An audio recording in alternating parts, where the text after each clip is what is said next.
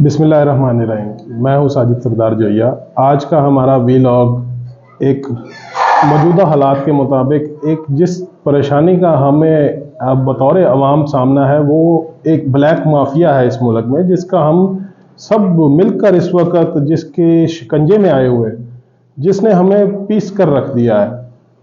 और उस black mafia का जो अमल दखल है हमारी ज़िंदगी में, वो इतना बढ़ चुका है कि उसके ऊपर ना इस वक्त हुकूमत का कोई कंट्रोल है, ना किसी इदारे का कोई कंट्रोल है, ना उसके बारे में कोई बात कर सकता है। और वो ना सिर्फ हमें लूट रहा है, अवाम की ज़िंदगी उसने जीने के काबिल नहीं रहने दी, बल्कि उसने इदारों को इस हद तक मफलूज कर दिया है कि किसी का उस तरफ ध्यान ही नहीं है। अगर देखा जाए तो ये वो ब्लैक माफिया है जो इस वक्त, अगर हमें एक चीज़ की ज़रूरत है जो कि अब बाज़ार में अगर एक सिगरेट 8 रुपए की दस्तयाब होनी चाहिए तो वो 15 रुपए में भी नहीं मिल रही।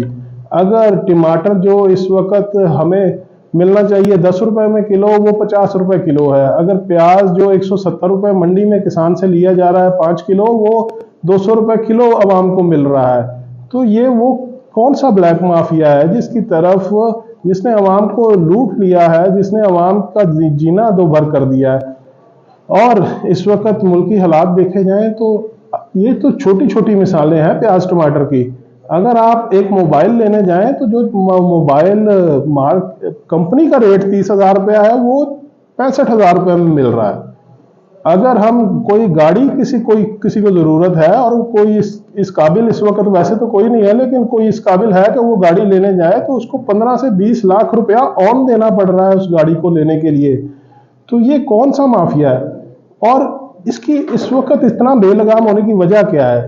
तो इसकी जो मेन बेसिक वजह है वो है इस वक्त हमारे हुकूमती इदारे, हुकूमत और उसके जो इंतज़ामिया, उसका इस वक्त इस तरफ कोई ध्यान ही नहीं कि मुल्क किस सिमत में जा रहा है। वो सिर्फ इस वक्त ऑपोजिशन अपनी तरफ से ऑपोजिशन कर रही है। वो कहते हैं कि हमने मुल्क को चलने नहीं देना, हमें इलेक्शन चाहिए। हुकूमत कहती है जो जितना लूट सकता है लूट ले। तो इस तरह तो ये निज़ाम इस तरफ जा रहा है कि लोग एक दूसरे के, हमें तो ये नहीं पता कि हमने आज रात को अगर खाना खा लिया है तो कल सुबह की रोटी मुयसर होगी भी कि नहीं। तो अगर ये हालात इसी तरह रहे तो हमारा मुल्क तो दिवालिया तो तकरीबन हो चुका है, बल्कि अगर सही टर्म इस्तेमाल की जाए तो डिफ़ॉल्ट तो हम कर चुके हैं। तो ये जो दिवालियापन है, इससे निकलना है हमने ना सिर्फ अपने मुल्क को निकालना है, और इससे निकलने का जो बेसिक ज़रिया है वो है, अगर हम अपने मुल्क की जो यहाँ पे लोग बसते हैं उनको रोज़गार दें। अगर हम उनको रोज़गार देंगे, उनको कारोबार देंगे, तो वो रोज़गार करके हमारे मुल्क को किसी जगह पहुँचाएंगे। हमारी जो इस वक्त अफरादी कुव्वत बैरून मुल्क गई हुई है, उनको प्रोटेक्शन दें। हमारे मुल्क के जो हुनरमंद बाहर वर्क कर रहे हैं, वहाँ से हमें डॉलर भेज रहे हैं, और हमारी हुकूमत इस कदर बेहिस है कि उसको ये भी नहीं पता कि बाहर इस वक्त सऊदीया में पिछले साल सबसे ज़्यादा सर कलम जो किए गए हैं जिस मुल्क के बाशिंदों के, वो पाकिस्तानी हैं। तो हम इतने गए गुजरे हैं कि जो लोग हमें बाहर से हमारे लिए कमाइयाँ करके भेज रहे हैं, हम उनके पीछे पैरवी भी नहीं कर सकते। और अगर हमने अपने मुल्क का हालात इसी तरह रखने हैं, हुकूमत की अदम तवज्जो ही रहनी है, इदारे अपनी जगह पे लूट खसूट करते रहेंगे, अपनी मनमानियाँ करते रहेंगे, हर बंदे ने अपनी मर्जी करनी है, तो अवाम तो इस तरह इन मिडल मैनों से, इन ब्लैक माफिया से लुटती रहेंगी।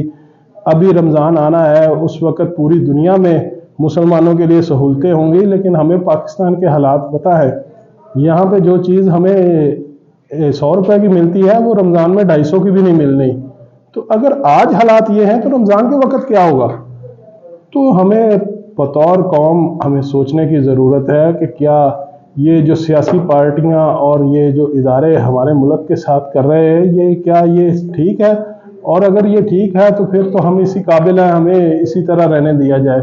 और अगर हम लोग ये चाहते हैं कि हमने अपने मुल्क को बेहतर करना है, उसकी तरक्की में कोई किरदार अदा करना है, तो हमें बतौर अवाम उठने की ज़रूरत है।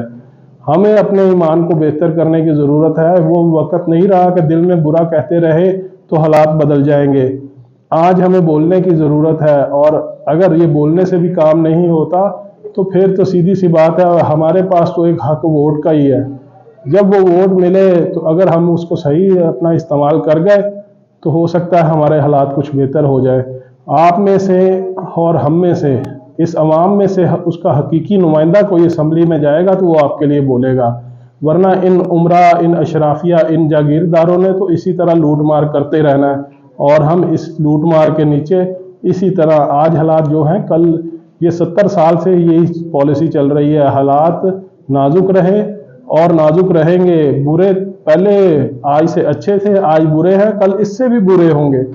تو ان برے حالات کو بدلنے کے لیے آپ کو اور ہمیں اکٹھا ہو کر اپنے ملک کے لیے، اس کے بہتری کے لیے کوئی اچھی، کیونکہ یہ حکومتیں اور یہ سیاستدان ہمیں وہ پالیسیز ابھی تک نہیں دے سکے جو عوام کے فائدے کی ہوں، وہ آپ نے اور ہم نے سوچ کر بنانی ہے، اور اگر آپ کی اور ہماری نمائندگی اسمبلیوں میں ہوگی تو ہمارے لیے قانون سازیاں ہوں گی، ورنہ اسی طرح ان کو SRO ملتے رہیں گے، اسی طرح ملک دیوالیہ ہوگا اور 1100 لگژری گاڑیاں اس ملک میں امپورٹ ہوں گی۔ تو اگر ہم نے اپنے ملک کے لیے کچھ سوچنا ہے تو ہمیں خود اپنے قدم بڑھانے پڑیں گے، ہمیں خود اپنے ملک کے لیے بولنا پڑے گا۔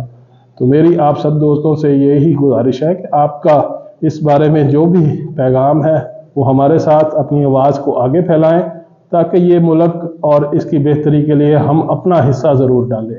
پاکستان زندہ باد۔